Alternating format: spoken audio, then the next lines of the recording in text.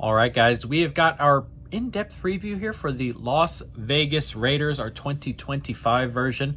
And yeah, this is going to be an interesting one. There are a ton of changes from the offense to the defense to the coaching and everything in between. So, yeah, no time to waste. We're going to jump right on into it. Las Vegas Raiders, and we'll start with the coaching staff. Head coach Pete Carroll comes in. Pete's obviously been around a long time. Wasn't coaching as much last year, but finds a place here in Las Vegas. And I imagine someone who's 73, I think he's 73, that this is more of a holdover position. Not necessarily a one and done, but like a 2-3 year type of thing where they do what they can to get the team younger, get the team better, and then when eventually he's ready to roll. And we'll talk about Geno in a bit. When him and Geno are probably moving on out is when the real, important stuff comes in. And when, in terms of just building the roster up, in terms of just building the team up to a point where they want to challenge for Super Bowls, just like everybody else, somewhere between 2 and 4 years down the line, I expect Pete to be going on further, but it's a pretty good hire for what it is. I like Pete Carroll. He's good at motivating his guys, a good defensive mind, a good secondary mind, which is going to be needed here in particular this year, I believe. So I like the hiring of Pete Carroll and all that fun stuff. Offensive coordinator, Chip Kelly. Now this was I don't know if it was necessarily out of left field, but it was certainly an interesting one here. Obviously, he was in the NFL for a bit, and it didn't go very well. He was just at Ohio State. He was just at UCLA. The one at Ohio State went a little bit better. Obviously, the talent disparity there on his offenses versus some of the defenses is kind of huge. But I particularly love what happened toward the end there. Once they had to change their system into something else, and they were throwing the football more and stuff like that. I really, really liked the way Ohio State played offense over the last 2-ish months of the season, and hopefully he brings a lot of that here to Las Vegas, but certainly an interesting one. And then defensive coordinator Patrick Graham, he's been here a while. As a Giants fan, I've always liked Mr. Graham. I think he's a good defensive coordinator, and I think he ends up holding the defenses up just a little bit more than the quality of player ends up being. So I like where that is. I like Pete Carroll. I like Patrick Graham. We'll see with Chip Kelly, but I'm hopeful that it's a lot better than his last couple of NFL stints. So a lot of changes in the coaching staff right off the bat, and we can go ahead and check out the roster, and we'll start in the quarterback room. Geno Smith is the new quarterback. He comes over from Seattle, backup being Aiden O'Connell. I'm going to say some things about Geno Smith here, and I know a lot of people don't necessarily agree. I know a lot of people have Geno in that top 14-ish area. And before I say my things about Geno Smith, I would like to say that this is a giant upgrade over what what Las Vegas had the last year or so. I was like Gardner Minshew, Aiden O'Connell was genuinely the worst quarterback room in the NFL for 2 years, it felt like. So this is a monumental upgrade, probably the biggest upgrade in the NFL just in terms of quarterback forward. So it's a gigantic upgrade. But we can talk about Geno Smith a little bit. Geno Smith is my 18th best quarterback. I expect Geno Smith to end the year between my 18th and 21st best quarterback. Geno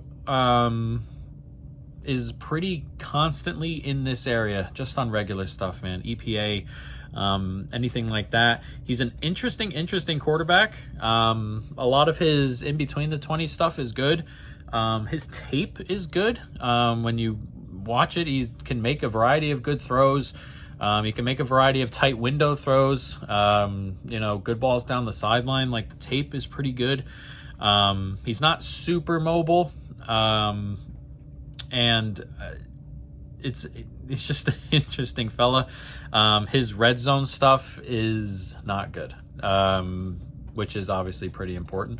But a lot of his red zone stuff isn't good. A lot of the reasons Seahawks don't score as much sometimes was a lot of Geno. Geno takes his fair share of bad sacks. Geno has his fair share of quick throwaways in the red zone. Geno has his fair share of just bad thinking moments in the red zone, which again, tons and tons of players and quarterbacks do.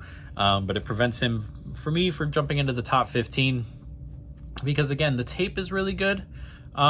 He throws a really good ball, and again, I don't know if he continues to get better. Again, I think he's been consistently in this 18 to 20 range for a bit now. But there are also some things here where the offensive line maybe isn't that good. The weapons are certainly worse here in Las Vegas. So, again, I expect Geno to be in this area when the season ends. I expect Geno to not jump up, and I don't expect Geno to really fall down. So, Geno is Geno. I think Geno is an average quarterback, and I'm comfortable with it there. Again, Aiden O'Connell's the backup. Yeah, backup quarterbacks on teams that don't expect to win a ton. It can be whoever. I don't particularly like Aiden O'Connell. I don't think he's very good. But again, it's just a backup quarterback, so it is what it is. So, quarterback on this particular team, a giant upgrade, but probably not a top 10 kind of guy. And again, I don't think Geno Smith and Pete Carroll were bought in to be... I don't think the expectation here is to win a Super Bowl while those two are here. Geno is like 35 now. Again, Pete Carroll's like 73. This feels like a holdover regime until they really, until they get all the bad money off the books, until, other stuff like that happens so they can really start and push, which is where I think they are. Running back. They draft Ashton Jeanty early in the draft. Now, Ashton Jeanty, I expect to be a very good running back. You can probably talk about, I don't particularly like drafting running back, in the top 10 for a team that has so many holes on, in really premium positions. But on the field, I expect Ashton Jeanty to be a good running back. He can catch, he can bulldoze, he's pretty quick. I expect Jeanty to be a good running back. In terms of any worry I have about Jeanty comes from just my normal thought process when the year before a running back got an absolutely boatload of touches is to kind of just go against it a little bit. Jeanty got 400 touches last year at Boise State, which is a ton. And they were elongated touches. It's not he got... a couple 1-yarders here, 2-yarders here, which he did, but Ashton Jeanty scored 40 times on the ground, and a ton of them are 50-yard scampers, 70-yard scampers. So a lot of wear and tear on the legs potentially. So we'll see. Maybe a slight thing to monitor perhaps as the season goes along with bigger guys, faster guys, and he's just getting tackled more by heavier guys here. But again, I expect Jeanty to be an excellent running back. And we'll see what happens in the run game. Obviously, there was no run game last year at all. And we'll see about the offensive line. But Jeanty is a giant upgrade at running back as well. So they've upgraded running back. They've upgraded quarterback by pretty significant margins just on base. As for the backups, Raheem Mostert is okay when he's healthy. Is he going to be healthy? Who knows? Sincere McCormick is okay. Zamir White... I don't particularly think Zamir White's very good. We went against Zamir White last year on this very preview. Last year, our future bet was Zamir White under yards, and that got there really comfortably. And there were just no real running backs on this team last year, but an upgraded room for sure. Wide receiver. This is a really interesting room. Jakobi Meyers is a 1. He's a good wide receiver. He's a number 1 wide receiver. He's a top 25-ish guy. He's a lower end 1, but a 1 nonetheless. There are plenty of teams out there who don't have a 1. That being said, everything after is, Trey Tucker is whatever. They look like they're going to start Dante Thornton, who's a 4th-round rookie on the outside. Jack Beck is a 2nd-round rookie, I think, or Tommy Mello is one of those two. They're both rookies, but one of them's a 2nd-round guy. Alex Bachman caught 3 passes last year. Outside of Jakobi Meyers, this is a bunch of later round rookies and Trey Tucker, which Doesn't put a ton of confidence in me. This is my worst wide receiver room. Again, Jakobi Meyers is very good. Again, I think he's a 1, but it doesn't take away from the fact that the rest of this room, you could bring in a variety of like number 3s, number 4s, and they'd probably all slot in front here. It's not a good room. Again, the rookies can surprise to the good. Thornton's got the traits, and Beck is like, second round kind of guy. He's got that pedigree, so they can be obviously upside to the good. And again, it's my worst wide receiver room, and any upside from any of the wide receiver rookies is probably pushing it further up the line, if you can get some really good play out of any of them. So again, it's an interesting room. Obviously, since there's so much young draft talent, that it's pretty much an unknown after Jakobi Meyers and Trey Tucker. But until we see it on the field, it's not much of anything. It's a 4th round rookie and a late 2nd round rookie and Jakobi Meyers. So we'll see. We will see with this room. Again, it's different for Geno as well. He had a better room last year. I'm not saying I'm not low on DK Metcalf, but I don't think DK Metcalf's like a top 10 guy. He had Njigba and Lockett, but that room was a pretty big step up from the room that he has here. Tight end. This is where his best pass catchers are going to come from. Brock Powers is a top. We had this tight end room at 4 by like the slimmest of margins. The top 4 tight end rooms are all 8s or 80 percentiles for me. They're separated by like 0.01 percentage points. The Cardinals with Trey McBride, the Ravens room with Mark Andrews and Isaiah Likely, and the Niners room with Kittle. So again, you can put them anywhere in the top 4, and I'm not going to disagree with you. They're all. It's a good room. It's the top 4 room, top 3 room, whatever you want to say. Brock Bowers is a top 3 or 4 tight end. Michael Mayer is solid. Ian Thomas is a pretty good 3rd. Like it's a very good room. Brock Bowers was historically good last year for a tight end. I expect him to once again get a ton of looks as he's healthy here, especially with the wide receiver group the way it is. So I expect Brock Bowers to pick up where he left off. Brock Bowers and the tight end group to just keep on rolling like they did last year, and there's not much more to say here. Very, very good. It's probably the best group on the team. It definitely is the best group on the team. You can probably argue with running back a little bit, but tight end is the best group on the team. So that's where your best pass catchers are going to come from, outside of Jakobi. Offensive line, slightly below average group for me. Colton Miller's pretty good. He's not a top 10 guy. I know that gets thrown around a little bit. He's definitely a top half guy. I don't know if he's a top 10 guy. Dylan Parham, not great. Jackson Powers-Johnson, not fantastic. I kind of like the addition of Kappa. Took him from the Bengals there. That's a pretty solid move at right guard. Right tackle, you get DJ Glaze, and despite the great name, there's a lot of question marks here on this offensive line. 3 big ones for me. And then you get a solid left tackle and a solid right guard.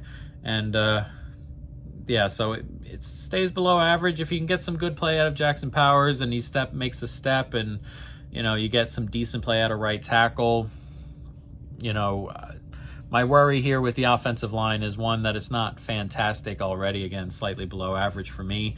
But number 2, Geno likes to take his fair share of sacks, and he takes his fair share of kind of bad ones. Excuse me. And he takes his fair share of bad ones, and there's a world where this offensive line is okay, and Geno kind of makes them look a little bit worse than they are. But if they can keep Geno upright and they are above, like they've moved themselves into that slightly above average realm from slightly below average, like a 40% team to like a 60% offensive line. That might be a lot, like a 40% to like a 55% offensive line. You're looking at an offense that could tick that much better. So we'll see with the offensive line. Again, there's room for improvement some places. There's just not a ton of talent others. And then you got some solid pieces. So slightly below average, but we'll see. Defense. We got a lot of talking to do about this one. This is not a good group. Not a good group. Defensive line is okay. Max Crosby is a top 3 to 5 edge in the league. Genuinely, he played a lot of last year, hurt, and he was still very good. He's been very good for a good chunk of his career now, and Max Crosby is genuinely an elite edge rusher. The rest is it's okay. Kuntz is okay, solid enough. Tyree Wilson started poorly since he got drafted at 7. Was that last year? And is fine as a third option right now. You keep waiting. You're hoping he takes a step somewhere along the way. Him taking a big step would be a pretty big, important jump on the D-line, but not necessarily expecting it. But it's a decent backup player there for Wilson. Interior is interesting now. Last year, obviously, Christian Wilkins didn't play a ton. He only played 5 games, I think. And then he got cut yesterday, I think, right before this video happened.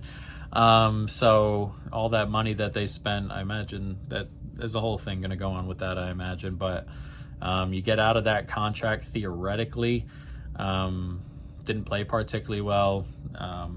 But was expected to play a bunch, expected to play at a decent level. And again, you're going to lose that now just on paper, at least. And then you get Loki Fatu, steps in next to him, now next to Adam Butler. It's not a great combo in the middle there.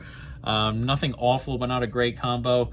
It was an interesting group because pass rush win rate, run stop win rate, those rates were nice. Like just in terms of winning.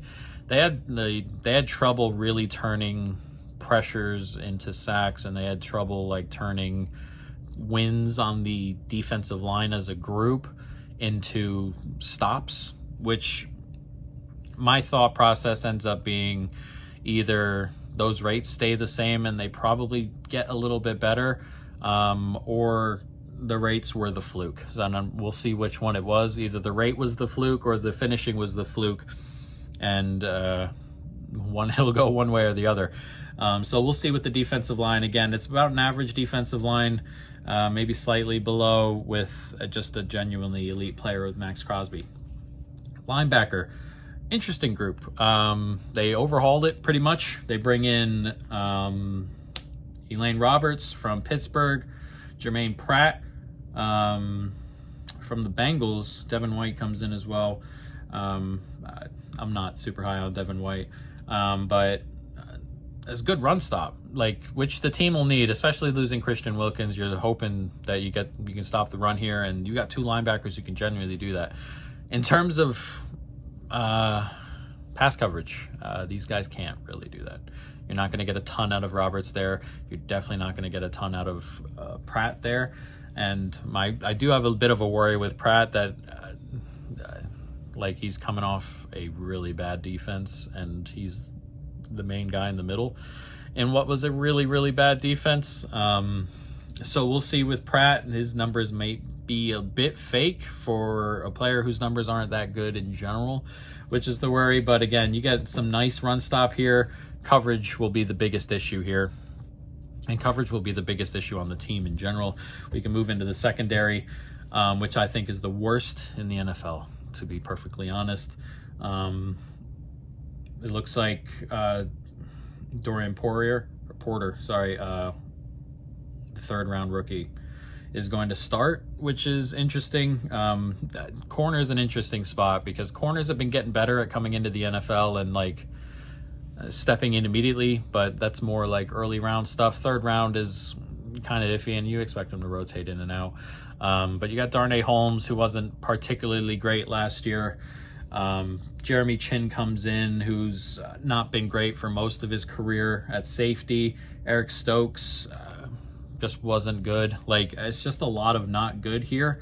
They bring in Jamal Adams that Jamal Adams signing feels more like hey, we need a little bit of help. We're trying to get this secondary coached up, and Pete Carroll's pretty good at coaching up the secondary. Excuse the dogs upstairs. But if he can coach up the secondary, then you're looking at a way better defense. But my worry here is with the pass coverage problems in linebacker, with the pass coverage problems at secondary, it doesn't matter that the offense or the defensive line has talent on it. It doesn't matter that Max Crosby's on it.